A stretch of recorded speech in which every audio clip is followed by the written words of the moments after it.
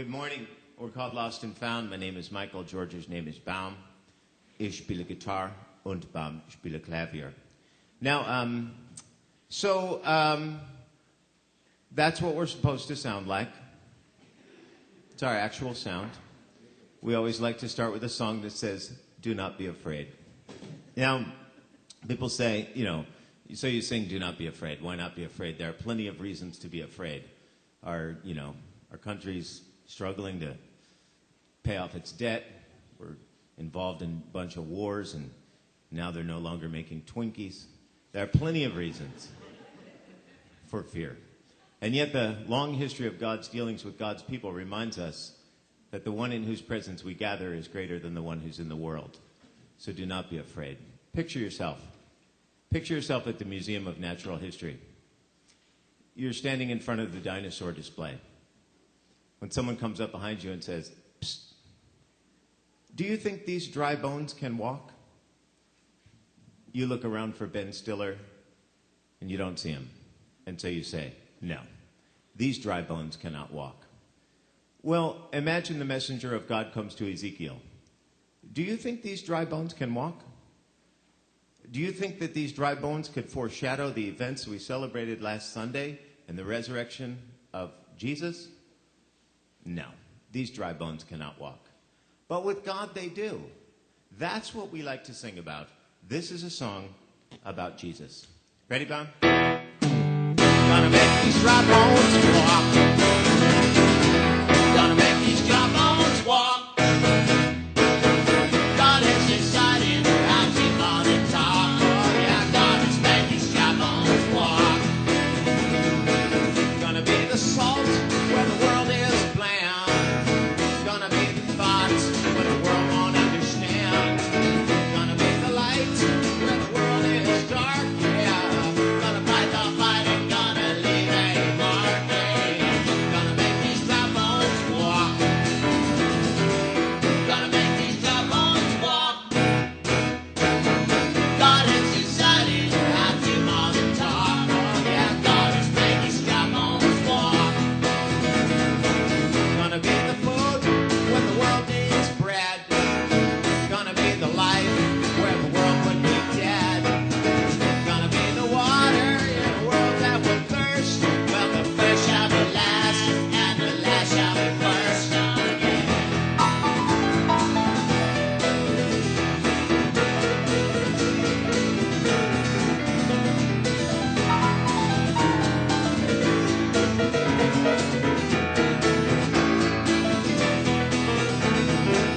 Gonna be the hope when the world's in despair. At the end of our rope, God will be there. Gonna be the spark when the world needs to start. God is gonna write his new law in the flesh of our hearts. Saying, gonna make these dry bones walk. Gonna make these dry bones walk. God has decided how to monitor. Oh yeah, God has made these dry bones walk. Gonna be the way when the world is lost. Gonna calm the waves when the world is tossed. Gonna be the yeast when the world needs leaven. God will prepare the feast for his kingdom in heaven. Gonna make these dry bones walk. Gonna make these dry bones walk. God has decided how to monitor. Yeah, yeah, God has made these dry bones walk.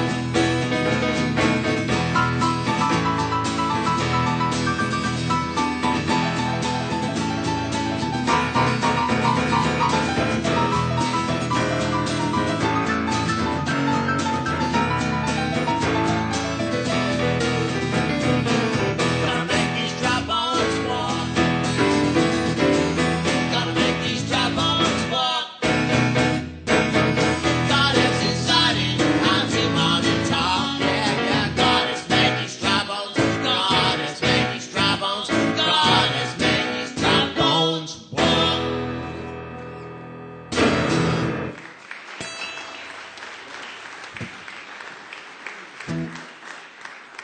Well, you're only encouraging us. Wow, the clapping at the end of the song is so much better than people walking out. So I noticed you are thinking you would like to sing along.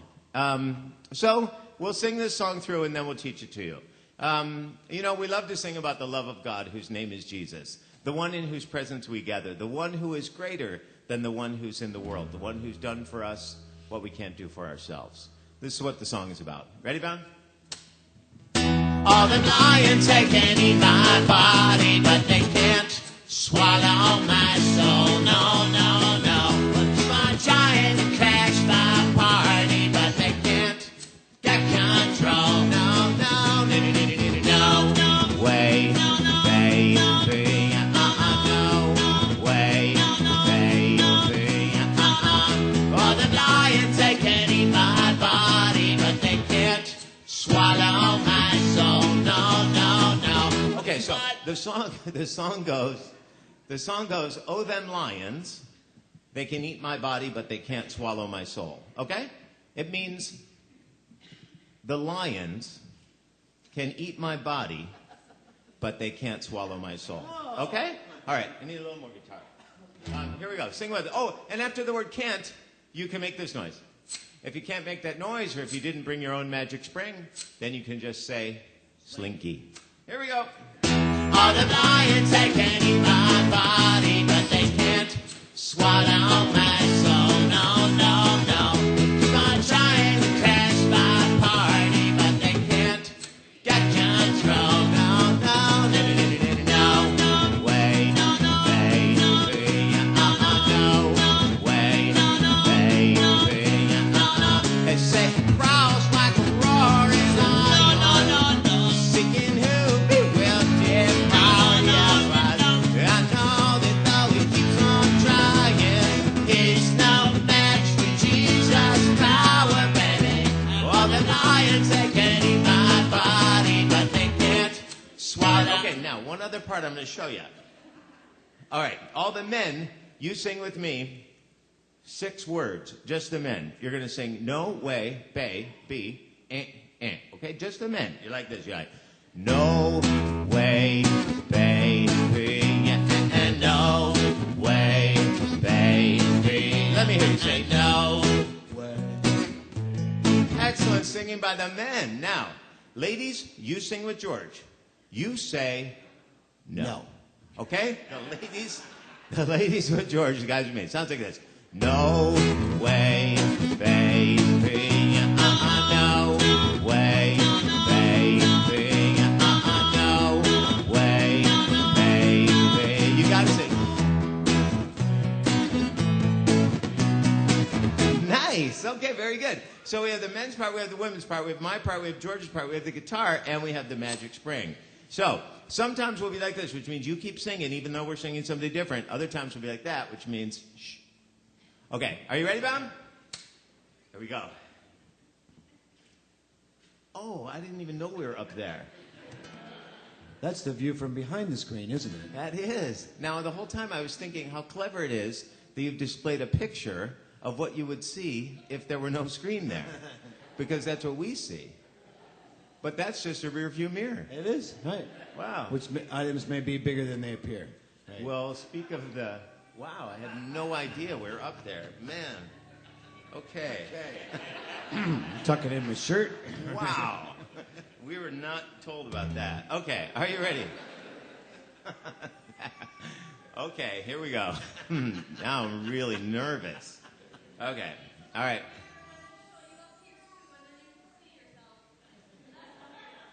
Oh, yeah, okay. I think that's going to make it worse. Uh-oh. Hello. How interesting is that? We're being treated well. Okay, so we have the men's part, the women's part, my part, George's part, the guitar, and the slinky. Here we go. All the lions, they can eat my body, but they can't swallow my soul. No, no, no. Keep on trying to crash my party, but they can't get control. No, no, no, no, no, no, no way, baby. No way, baby. Hey, even demons believe and drown. No, no,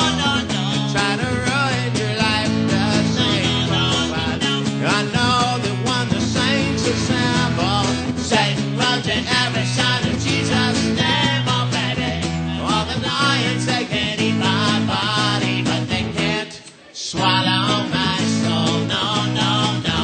Keep on trying to crash my party, but they can't get control. No, no, no. Let me hear you say no. Way, baby. Go ahead. Keep going like you mean it. Robin Lions, they got it, but they just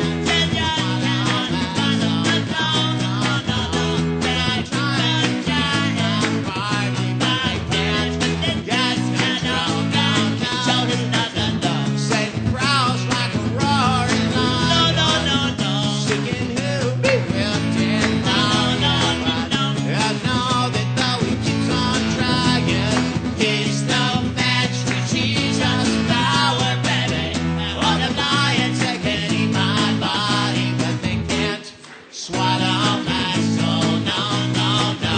Keep on trying to crash my party, but they can't get control. No, no, no, no.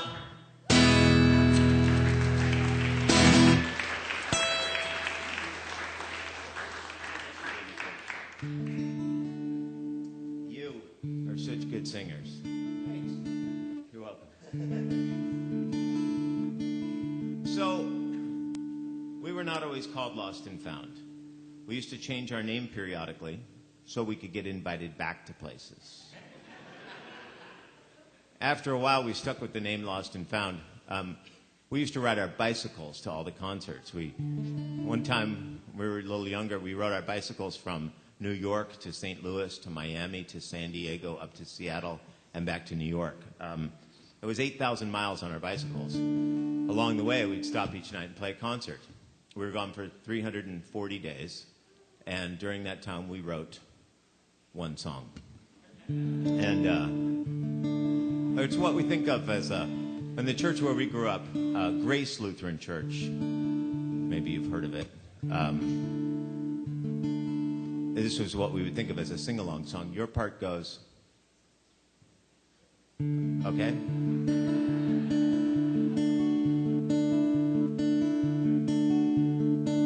Her shaved head and her pierced nose, her big Rottweilers and her tie-dyed clothes, her Dr. Martens with her biker tights, and long black leggings on a hot summer night. And nobody calls her baby, and nobody says I love you so.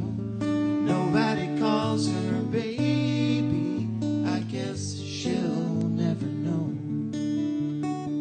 His working boots and flannel shirts, his sympathies buried as deep as his hurts.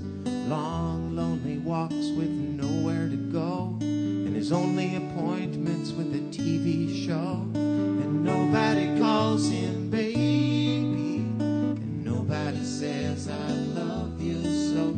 Nobody calls him baby, I guess he'll never know. 80 pounds, she's hardly whole, losing her body to gain some control. Hours alone in some tanning salon, and trying a smaller and smaller size on. And nobody calls her baby, and nobody says I love you so. Nobody calls her baby, I guess she'll never know. His pinstripe suit and his wingtip shoes, palm-top computer and Wall Street news. He makes his plane and keeps his pace, and hides his pain behind a poker face. And nobody calls him baby, and nobody says I love you so. Nobody calls him baby, I guess he'll never know. Yeah, but somebody loves those babies, and somebody loves what we can't see. And if somebody told them maybe those babies would be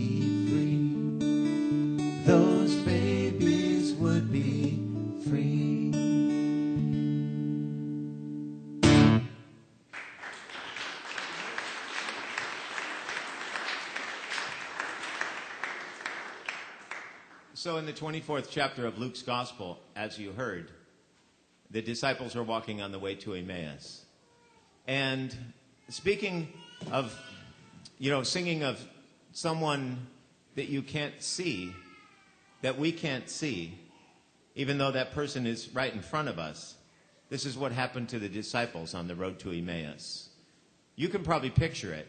My parents have the painting. So the disciples are walking on their way to Emmaus, and they run into this stranger. And you would expect that they would say, they run into this stranger. You heard the story, right? The stranger says, "Why are you so sad?" They say, "What are you talking about? Are you the only one who hasn't heard? The one who we'd followed, the one with whom we'd fallen in love, the one for whom we'd waited, the one in whom we'd put our hope has been murdered." And then they realize that the one they're walking with is the one who was dead and is now alive and walking with them. You would expect them to be like, "Ah!" They just flip out. But instead they say, verse 32, they say, "Did not our hearts burn within us?" That's all they said. They were Lutheran. They were just subtle that way. But you know what they meant? They meant, weren't we in the presence of the Christ of God, the messenger of God, the one who God has sent, God himself? Weren't we in God's presence? Did not our hearts burn within us? I think it would be fun if we had that sort of phrase in our vocabulary. So something would happen. It'd be a really super great experience we have, and you go back to your family and friends, they say, "How was that?" You'd say, "Did not our hearts burn within us?" Because you were in the presence of God and one another, like we are when we're gathered here in this community of faith. We have a song about this. You just say, "Hearts on fire," and it means our hearts burn within us. Hearts on fire, that's all you say. And then we sing something Jesus said, and then you say, "Hearts on fire." And then we sing something else Jesus said that rhymes with another thing Jesus said, which is common. Jesus, after all, was, the Word. And and then you say, "Hearts on fire." It works like this. The important thing we always think about this song is to think it's about being in the presence of God. It's not about being enthusiastic. When the disciples said, "Did not our hearts burn within us?" It wasn't a sign of their enthusiasm. It was a sign of their remembering being in the presence of God. Here's the song.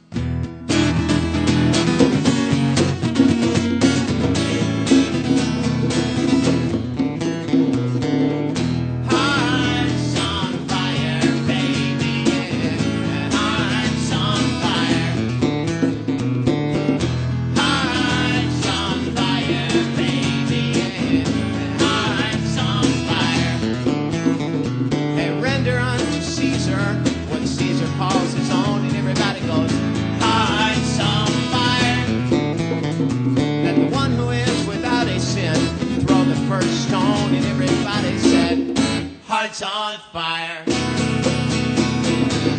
Hearts on fire, baby, yeah. Hearts on fire. Hearts on fire, baby, yeah. Hearts on fire. If these be quiet, even stones will talk. Everybody went, "Hearts on fire."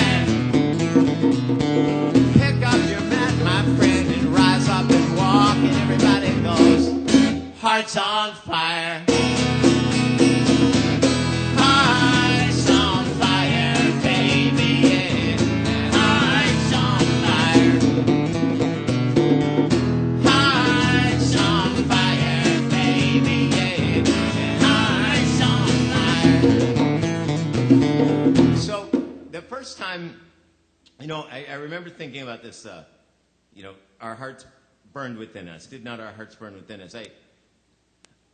I remember experiencing the presence of God in Christ, like this story of the road to Emmaus happened for me. A funny thing was when I was at summer camp. Maybe some of you have ever been to summer camp. Have you had that experience? No one. Okay, so I have. I'll tell you, it's a fantastic experience. If you have a camp in the area, it's a really good experience. Maybe Camp Luther. That would be one. Camp Luther, yeah, it would be a great experience. Anyway, So to make a short story boring, what happened to me was I was 15 years old, and so the technical term was arrest. I was picked up by the police for doing things I shouldn't have been doing. Essentially, I was driving cars I didn't own. And the police, they did what they do when they, pick up a 15-year-old driving someone else's car. They took me down to the station. They made my mom cry. And they threatened me with dire consequences. And finally they said, maybe there's hope for Michael. It's okay. It's okay. We'll let you be on a thing called probation. So I could be on this thing where every day I had to be in the house at 8 o'clock at night for 3 months. No problem. The trouble is that we grew up in New York, not far from here, and we had 3 months off school each year. We had June, July, and August off school. And when this happened to me, it was the end of May. And so I had 3 months. I had to be in the house at 8 o'clock every night, June, July, and August. So I'd slink in the house every night at 8 o'clock, and, my mom would be, she could tell I was sad, and so I was kind of sad, and she'd say, hey, Mike, we grew up in Buffalo, New York, so that's what was my name. My name is Michael, but in Buffalo it was Mike. Hey, Mike, how you doing, Mike? And so my mom would say, hey, Mike, and I would say, hey, Mom, and I'd come in the house at 8 o'clock every night. I had to talk to his probation officer. His name was Blair. I had never met anyone named Blair before, so I would, just to amuse myself, I would talk real loud to him. I'd be, hey, Blair! And I thought that was funny. He thought I was hard of hearing, and that was good because I got a little sympathy. So every week I would meet with Blair. I'd talk real loud, and I would come in the house at 8 o'clock. And I was pretty sad, and it was summertime. Well, my mother, we were going to Grace Lutheran Church. And my mother looks in the narthex and finds a pamphlet for the camp in the area, operated by a group of Lutheran churches. She says, hey, Mike, you want to go to camp for a week? And I was like, I might as well. See, because it was my job when I was 15 to pretend I didn't like stuff. Even if I liked it, I had to pretend I didn't like it. That was my job, and I took it seriously. So my mom was like, hey, Mike, want to go to camp? I was like, I guess so. I might as well. I'm on probation and everything. So I was very excited. I went and I asked Blair, could I go to camp? And I thought I was getting away with something. He said, sure, you can go. And I thought I was pulling one over on Blair because I thought, imagine going to camp. It's not like I'm going to, every night at 8 o'clock, everyone's going to be down to have the bonfire on the beach. I'm going to say, I have to go back to my tent. So I knew I could get away with something, and they all knew it would be good for me. I didn't know it. But I went to camp. My mom drops me off, and she's like, have a good time. I'm like, I won't. And she knew that was great. So I get to the camp, and, these counselors were very different. We were on a different wavelength because they were, like, sitting around the picnic table playing their songs with guitars. They were like, it only takes a spark to get a fire going. And I'm trying to play along with my guitar. I'm like,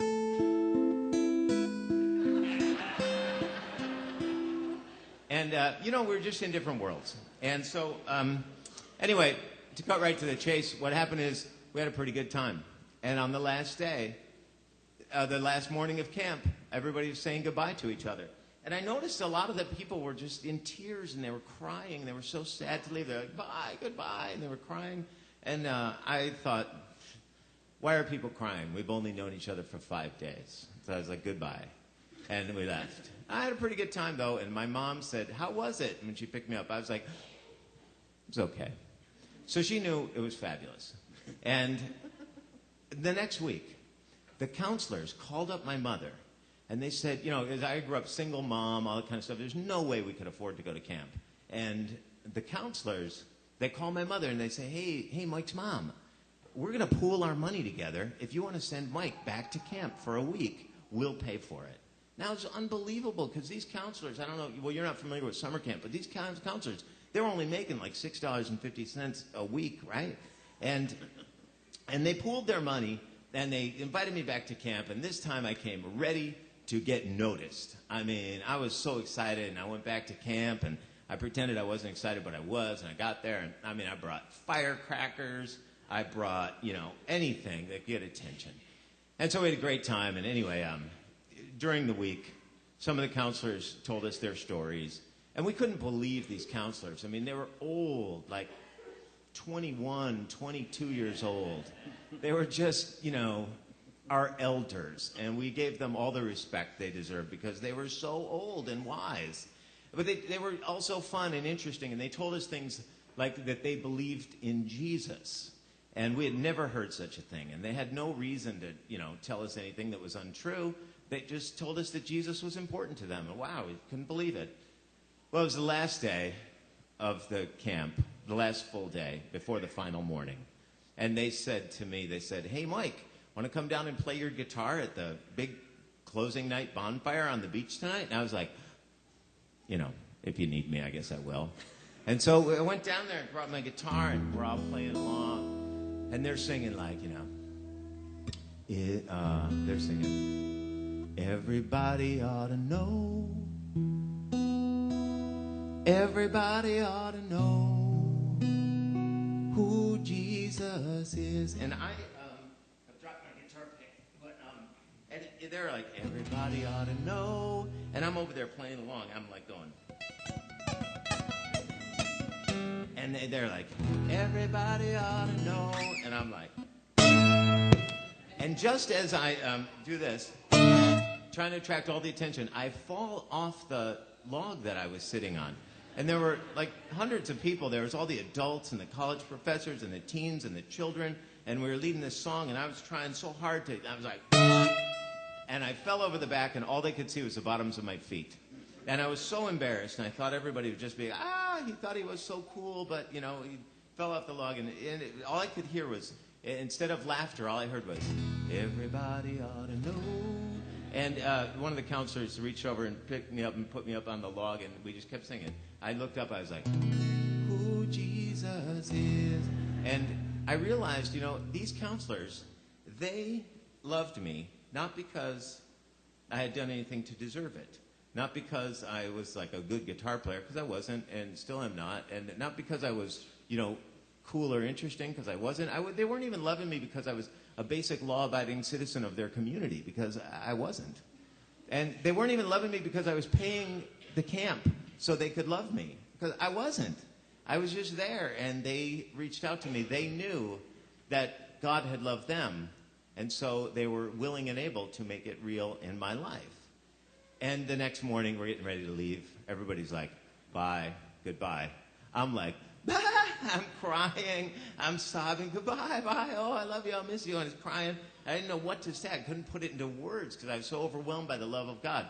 I wish I had known then what I know now, because on the last day I would have been like, did not our hearts burn within us? Because in that place, we experienced the presence and the love of God.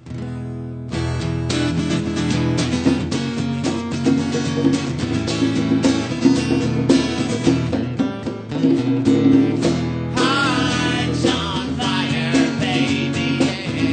Hearts on fire. Hearts on fire, baby, yeah. Hearts on fire. Why are you looking for the living among the dead? Everybody said, hearts on fire. Drink this new wine and eat this living bread. And everybody said, hearts on fire. Hearts on fire, baby, yeah. Hearts on fire. Hearts on fire, baby, yeah. Hearts on fire.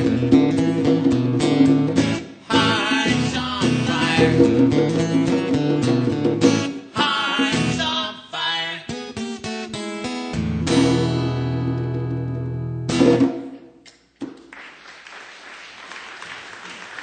You are so nice. Thank you for having us with you. I hope that you'll always remember that God has done for us what we can't do for ourselves. And gathered in the presence of God, we can share that love with one another. Thanks for having us.